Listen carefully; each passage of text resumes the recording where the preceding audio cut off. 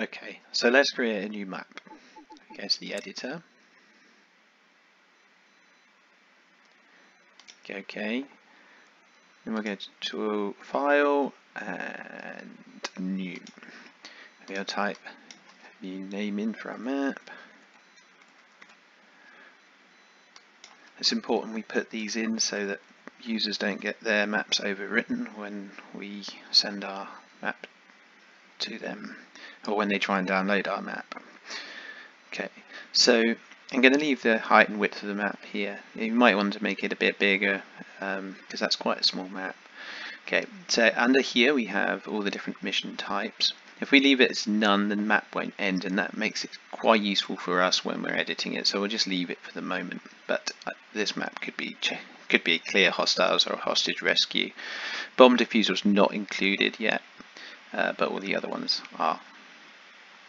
Okay, this setting here for reference win time, it's the time that a player has to complete a map in. So they must complete the map inside that time in order to get 3 stars. These challenges aren't implemented yet, but there's no reason you shouldn't take them. The briefing information is also not really used in the game at the moment, but to future-proof your map, it would be a good idea to add that before you publish it. So I'm going to go ahead and click OK, and that will give us an empty map. Okay, so now we have a new map. The first thing I'm going to do is add some walls and buildings. I'm going to move this guy out of here so when we test it, it doesn't shoot us. And then go to buildings and click on a wall. There are 3 types of main wall here. There's wall brick, wall white and wall. So we'll just stick with wall for the minute.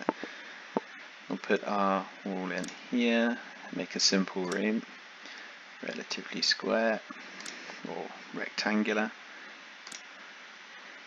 and I'll end it like this. So I'll move the wall up here and extend it there. So the corners are not joins, they're just extended from the main building. And I'm going to put an internal room in here by double clicking here. That will add a join to that wall too, and doing the same on this side. And therefore, and then I have 2 rooms like that.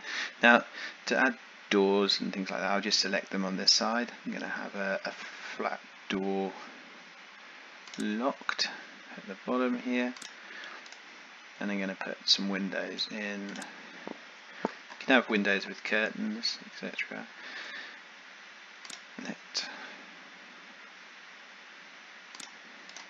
Double-sized windows as well. Let's see here, there are different types. There's double brick, and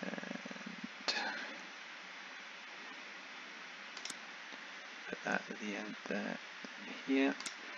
And we need a door internally, so use this wooden door here. And then we have our basic walls in place. And we can test that by saving this and pressing F5. And then we can move around and we can check that we can get through these doors. And then we can navigate our map without any blockers.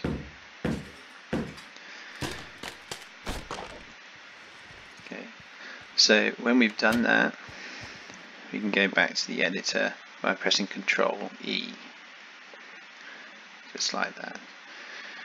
One thing I would say though is that you need to make sure that the snapping's turned on when you do the walls, because otherwise you'll find it really difficult to get your windows and doors to line up correctly.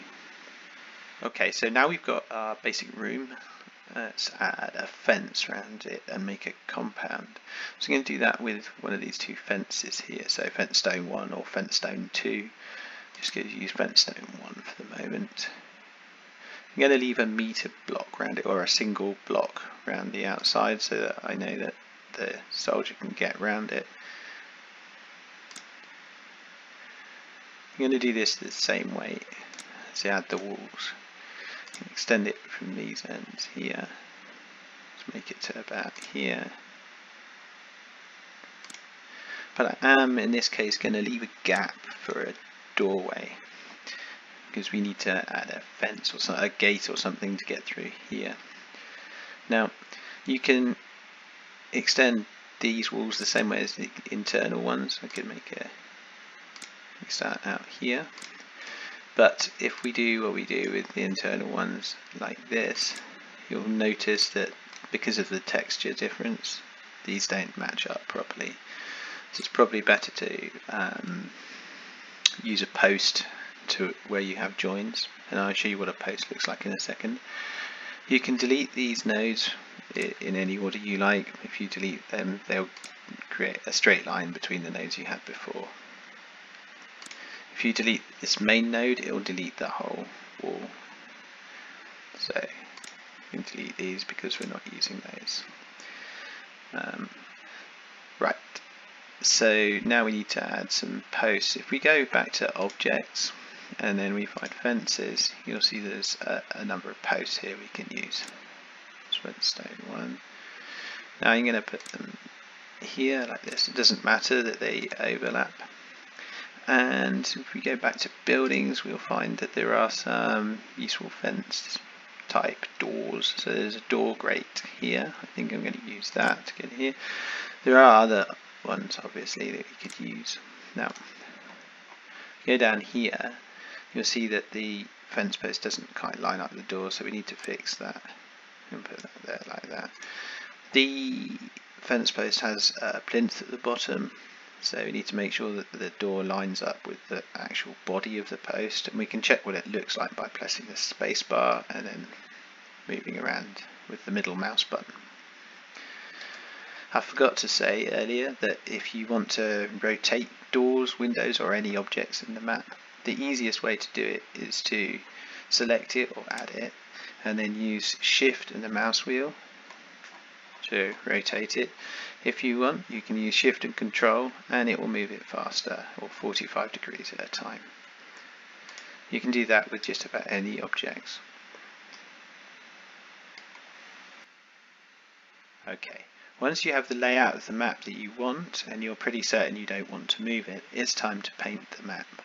So we do that by going to the Paint tab.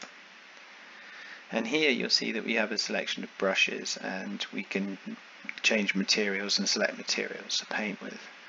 You can scroll up and down the materials you've selected using the mouse wheel, and you can add it using the drop down here. Okay, so I've got a couple of small rooms, so I probably want some carpets or flooring in there. I'm going to put tiles in one room. I'm going to start that by putting in some concrete underneath. So, and I'll make the brush bigger by moving this here because I just want to block out the entire room. So here we go. 1, 2. Once I've done that, I can add some tiles in there, and I don't want to put the tiles in just uniformly to make it a little bit more interesting. So zoom in here, put some tiles in, and so I can make it so that some of the tiles are missing, and add this here. And I can do the opposite effect of adding by using the right mouse button. If I make this smaller, I can take some out here, I can wear it away, and I can put it back in using the other mouse button along the edge there. Okay, so that just means that you can add a little bit of differentiation to the texture. So that around the edge it seems a bit more worn. If you want to make it look more worn, it's possible that way. I'm going to add some carpet into the other room, so I'm going to take this one and go back to this and make the map this bit bigger again. Maybe just a bit too big, because we don't want the textures or the different materials overlapping, because that will result in a horrible effect. And again, we've got torn carpet and normal carpet here, so we can add a little bit of a tear to the carpet here, just by mixing the two material textures together. You see, we can add some tears and damage to the carpet to give it a little bit more interest. Okay, so then we have our internals painted. We can do this the same externally, so we can do this. I'm going to add a bit of a stone underneath the wall, so do that. We've got 1 meter, let's make that a bit wider. Just put it here like this. Let's not have it too uniform. Okay, so that'll do for the moment. And I'm going to put some grass on here as well. I'm going to use this brush and make this a bit smaller so it's not quite so intense. And just dab the brush. And you can see how it blends really nicely with the grass and puts the grass in between the stones and things, which looks pretty good, I think. Here. So yeah, we can use these different brushes to gain different effects like that, which is all good. The one thing that is slightly problematic about working with these textures is you need to keep within these 4 material groups when you're blending. If you try and blend across groups, you end up with this kind of thing happening here. So we've got a bit of carpet splodged here from where I've pressed through to press the stop record at some point. And if I click that too, let's pick this one here. Well, no, that's a bad one because it's got grass and textures in. If we pick this one here and we put some tiles here, you can see how it doesn't blend with the sand at all. It just draws straight across it. And if I pick the sand one out again and then a blendy tool here, it doesn't. It just gets rid of it entirely. And in some cases you'll find that if we do this, you get completely different colours coming out. See, it turns the sand into the concrete that it wants to put underneath the wooden floor texture.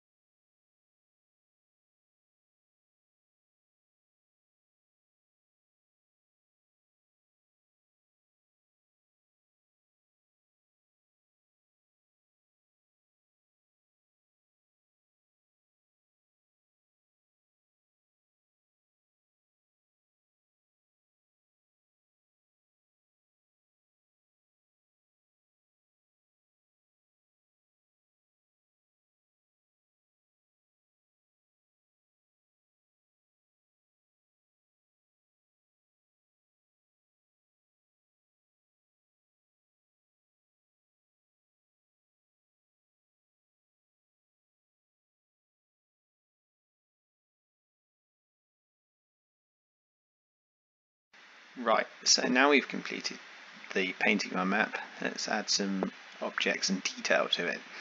So I'm going to go to objects, and then I'm going to add some foliage and some tree trunks, and we're going to put a couple. I'm going to put that one next time. I'm going to turn the auto Y off so it blends with that. The auto Y just means that the object will automatically find the height of the object that's below it. Right, so we add some tall grass. Rotate it so it fits around things. Also, it's useful to rotate things so that they don't look the same. And that's especially true when we use things like rocks, because we can rotate them on more than one axis. And I'll show you that in just a second. So here, okay, so there's a bit of grass in there. If we take this, if we take this rock here, it's far too big to fit in here, so we change that with our scale here. So 1 is the normal scale, so getting less than 1 is smaller. Let's make it quite little. This is a small garden. And you rotate it with the mouse wheel like that. If I hold Shift and the mouse wheel, it rotates it on this axis. If I hold Shift Z and use the mouse wheel, it rotates it on that axis. and if I hold Shift and X, it rotates it on this axis, so we can rotate it in whichever direction we want, and that means we can effectively create a rock that looks different in many different ways. It would look like a completely different rock if it's turned up 180 degrees. Okay, so if I can copy that, and I can use Control C to do that, and then paste it again somewhere where I might put my mouse with Control V, Control C, and Control V. It helps if I press the right button. Yeah. Like I said, that then creates a completely different looking rock. And I turn off my Auto Y, it should blend those two together so they're the same thing. Well, blend them together, just merge them together. And then we have a rock. We can change the height, and we can put the rock below the surface as well a bit, so we can go to minus 0.1, and it will look like it's coming out of the ground a bit, which is also quite good. So I'm going to put a few more bushes in. I might put a Christmas tree in here somewhere. I haven't done that yet. There we go. And we use some of these. And it quite quickly makes the map look much more interesting.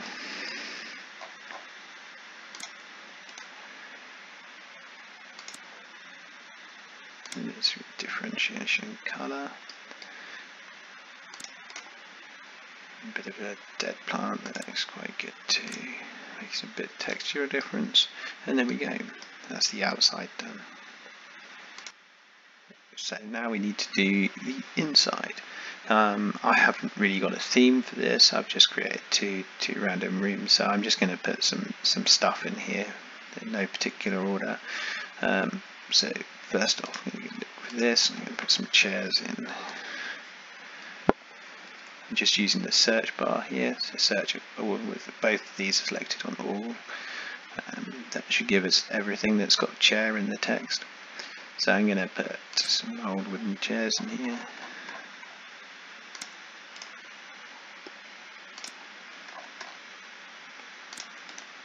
And a table.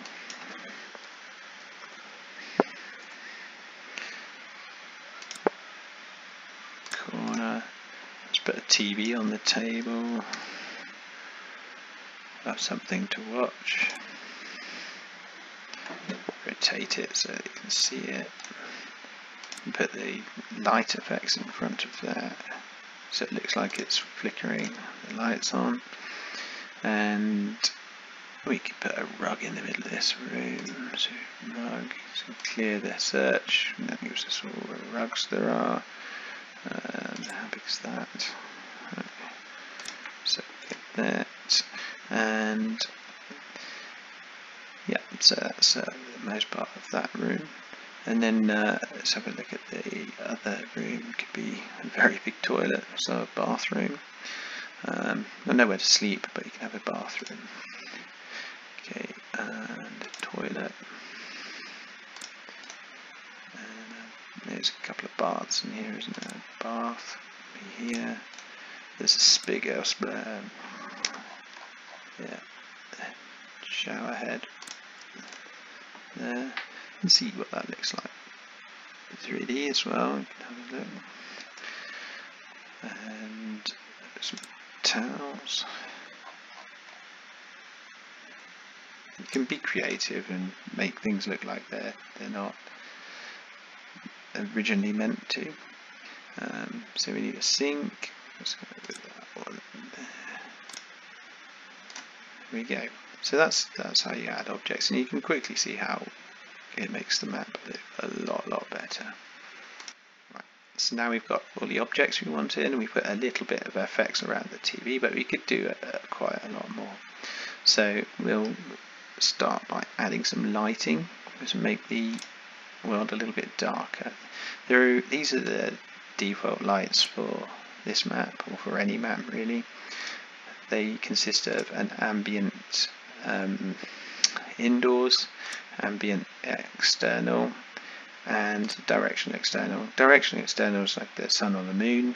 This is what makes up your shadows, and this is the indoor light. So if we're going to make it a bit darker, then the shadows need to be much less intense. So we'll make those quite dark. So, it's, well, basically dark.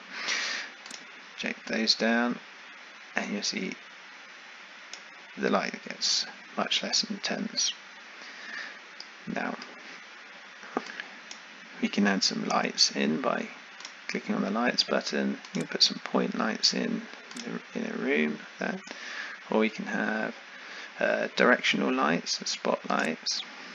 Yeah, and we can change those just the same way we do with other objects. We just rotate them like this. You can rotate them on the other axes using Z, and you can use X as well to rotate like that. So this one I think we need to put a bit more intensity on. So there, you can move it back a little bit so it's going into the middle of the room like that. So that's how you do basic lighting, and you can change the intensity and radius of lights. You can make it really intense and much less radius, and it'll give more shadows that way. Now we have some lights. We probably need to put a roof on this building, which we haven't done yet, and we do that through the buildings here, and we click on the roof tab there. I tend to do it normally not on the same side as the wall tab, because then it gets difficult to select. So select right in the corner of the wall, and you draw out the walls here, and that will now match your internal lighting. So we can go back up here and play with the internal lighting intensity and see that change with our lights, and bring our spotlight and our other light back in by changing the ambient internal lights. It's important to note that that only has any effect once you have a roof. So now we have the map as is, except it's not really playable yet because we don't have any bad guys in here. So we add those by clicking on the humans, and we can add any number of different humans here. So let's just add a foreign advisor for the minute, and let's add a short range veteran insurgent hiding in the dark in there, and a standard grunt in here. Now we've got a few options with these. We can add an alternate spawn by clicking down here, and we could have him spawn outside, and we can move his spawn around and what he looks like, or which direction he looks in, sorry. And we can also do things like target seats with a sitting action. So if we wanted this guy to sit down in there, he would spawn in the sitting position using the sitting action, which is in objects, and it's an interaction, so you can search using int.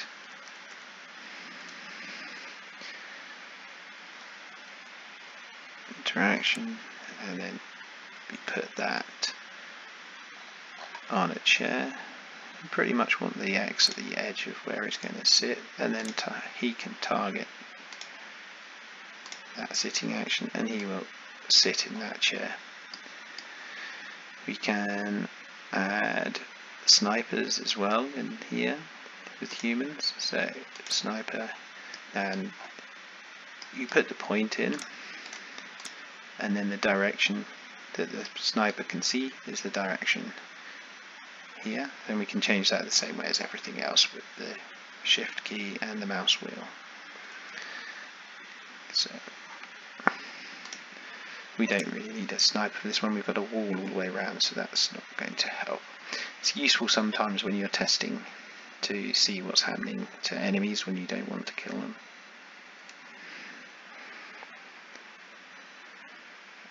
Here, if we had a map with an escape route on it, we could put this here, and then that would be the place where we extract our VIP or hostages. This is the deployment slot. You can put that in. If you put it in without putting a soldier on it, it'll be an empty deployment slot that's optional, but it won't add a position. If we put it in and we put a soldier on top of it, it becomes an occupied deployment slot. So if we put a ranger assaulter in there, that would be 3 occupied slots, and then the player would get to choose up to 3 players. If I take this assaulter out, then he gets to choose up to 2, but he can choose either of those slots. Next we have waypoints. I'm going to put these in here and simply put red dots where you want the bad guy to go to. You can do a couple of things with these waypoints. You can target a waypoint with a soldier, so you can select him, add target, and that soldier or any number of soldiers you attach to it will automatically follow that straight away. If you want a soldier to follow a set of waypoints based on your soldiers being in a particular position, you can do that using triggers. So we'll add a trigger. Say that the moment some soldiers get past here, it will trigger this guy, a different guy on this path. So we'll add a new human. Let's add a machine gunner here, and he's going to start on this one when some people hit this. So we'll click the trigger, we'll add the target to the trigger of him, and we'll add a target to the trigger of this waypoint. Then he will be sent on this waypoint when this is triggered, and we want this trigger to trigger when a good guy enters this 1 meter radius. We can change this radius here by using that input there. We could also get the trigger to spawn enemy on here, and we can say I want to spawn 5 foreign advisors, and when that's triggered that will spawn 5 foreign advisors on there. So that's how that works.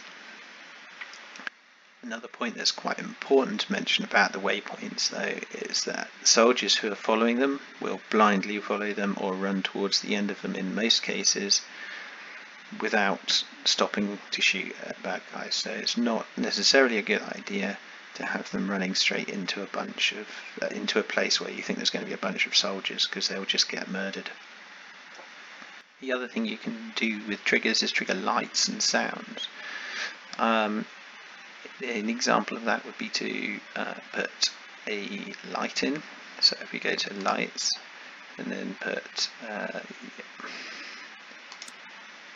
spotlight in, say above this gate, and we can change its aspect a bit of intensity so we can see it. Let's just make it very intense.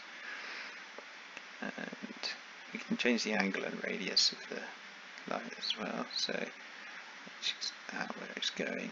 So let's change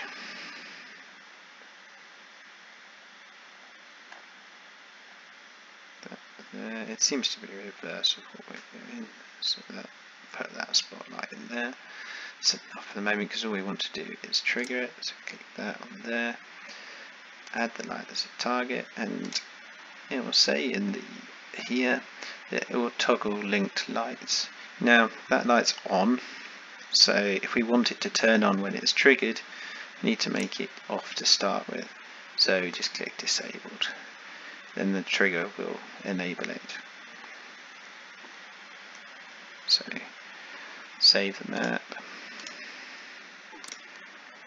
we get 5, see what it looks like, and then these two will trigger that.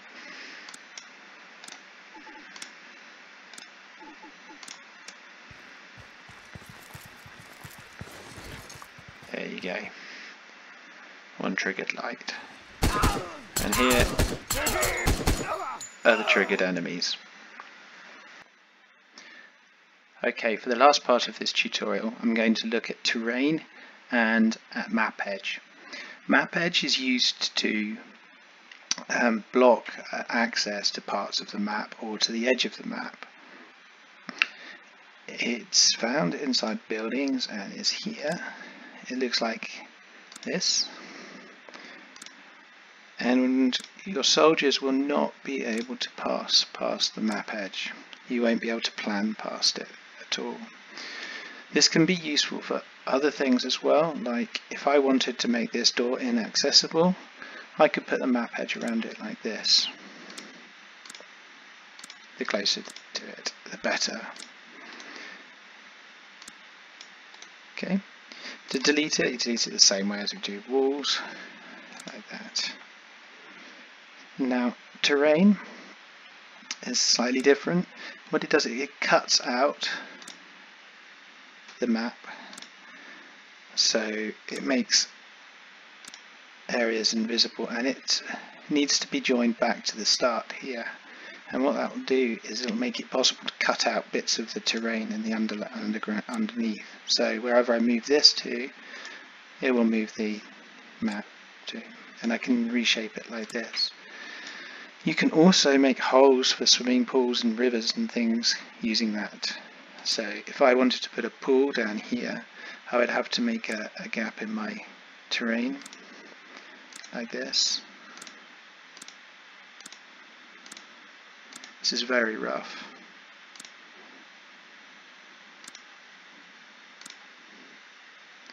Just as a demonstration of how it works. And you see there's a gap here in this terrain, and that will be true when you want to put your pool in. You'll need to put some tiles underneath it and some walls around it so that the water can be seen underneath the level of the map. It can also be useful for the tunnel kind of maps and things like that, and adding a bit of shape to your map. So that concludes my tutorial. I hope you find it useful. Thanks for watching.